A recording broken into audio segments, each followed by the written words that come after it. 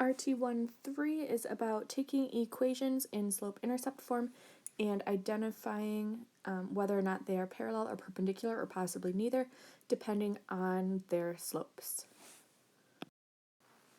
So in a coordinate plane, two distinct lines are parallel if and only if their slopes are equal. And what that means is if I have a coordinate plane like this, and I have a yellow line like that, and I have a green line like that, and those lines are parallel, the amount that each one goes up and over is going to be the same. The word distinct tells me they have to be different, so I can't have like this part of the yellow line, that blue piece. I can't say that that blue part is parallel to the yellow part because they're on the same line.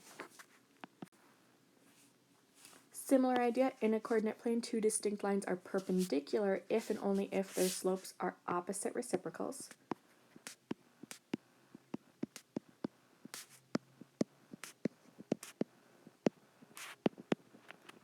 And we're going to talk about what that word means in this slide. So an opposite reciprocal is when you switch your numerator and denominator, so that's the reciprocal. And then you make it opposite by making it negative. So if it's positive, make it negative. If it's already negative, make it positive. So for example, the opposite reciprocal of 2/3 is negative 3/2.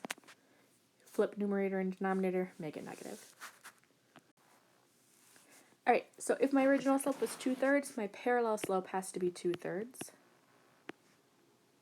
If my original slope was -2, the parallel slope is -2.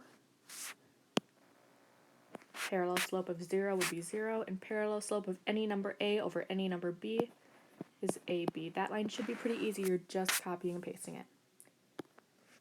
This next line asks us for the perpendicular slope. So remember, I need to take the opposite reciprocal. So I take my reciprocal, make it negative. Take my reciprocal, it's already negative in my parallel slope, so I'm making it positive in my opposite reciprocal, my perpendicular slope. Sometimes kids get confused on what to do for the opposite reciprocal of 0. Think that 0 is really 0 over 1. So the opposite reciprocal of that is 1 over 0. And I'm not allowed to divide by 0, so we say that it's undefined. If you picture this in your head, that line is undefined. This line has a slope of 0. They make a 90-degree angle. And then a over b, the opposite reciprocal of that will be negative b over a. Alright, we're going to quickly talk through each of these. The only numbers I care about are what I'm multiplying by x. So 2 and 2 are the same. These are parallel.